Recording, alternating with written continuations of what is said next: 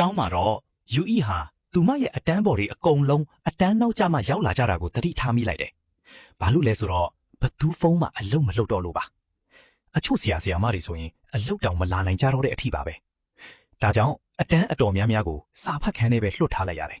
။တစ်ချိန်တည်းမှာပဲတက္ကသိုလ်မှာရှိတဲ့ကန်းကြီးလဲဒီလိုအခြေအနေမျိုးနဲ့ပဲရင်ဆိုင်နေရတာပါ။ကုံစုံဆိုင်မှာတော့မိစုဟာအစင်သင့်စားစရာအစားတောက်စင်တွေအကုန်လုံးလွတ်ဟာနေပြီဆိုတာသိလိုက်ရတယ်။လူတွေဟာဖျောင်းတိုင်တွေနဲ့ရေတွေကိုအမြောက်အများလူဝယ်နေကြတာမို့တူမလည်းအခြားလူတွေလိုပဲလိုက်ဝယ်ရတော့တာပေါ့။မီလုံးဝ blackout ဖြစ်နေလို့ credit card တွေလက်မခံနိုင်တော့ကြောင်းနဲ့စားသုံးသူတွေအနေနဲ့အစောဒနငွေသားနဲ့ပဲပြီးချေရမယ်လို့စိုင်ဝန်ထမ်းတွေကကြီးညာလိုက်ပါတယ်။ဒါနဲ့ပဲလူတိုင်းဟာအနည်းဆုံး ATM ဆက်တွေစာအလူအရက်ပြီးကြတော့တာပေါ့။ဒါပေမဲ့အဲ့ဒီဆက်တွေကလည်းအလုံးမလုံးတော့ပါဘူး။ဘာမှမလုပ်ဖ ೇနိုင်ပေါင်းများစွာစောင့်ဆိုင်ခဲ့ရပြီးတဲ့နောက်ယူရှီယူကီရဲ့အထက်လူကြီးကအားလုံးကိုအိမ်စောစောပြန်ခိုင်းလိုက်ပါတယ်။လမ်းလျှောက်မပြန်ကျင်တော့တဲ့ယူရှီယူကီဟာစက်ပြီးတစ်စီးဝယ်ဖို့ဆုံးဖြတ်လိုက်တယ်။ကန်ဆိုးစွာနဲ့ပဲလူတိုင်းကစက်ပြီးကိုလိုချင်နေကြတာမို့ဈေးတွေဟာအဆမတန်မြင့်တက်သွားခဲ့ပြီးယူရှီယူကီမှာပတ်စံပိုပေးပြီးဝယ်လိုက်ရယုံမှတပါအခြားရွေးချယ်စရာမရှိခဲ့ပါဘူး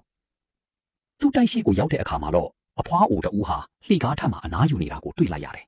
။လှေကားထက်တွေအများကြီးတက်ရတာကအဖွားအိုအတွက်တော့အတော်လေးပင်ပန်းလုံးလို့ပါ။ညဘက်မှာတော့မိသားစုတစ်ခုလုံးဖျောင်းတိုင်မီးလေးနဲ့ညစာစားနေကြတော့ယိုရှီယူကီက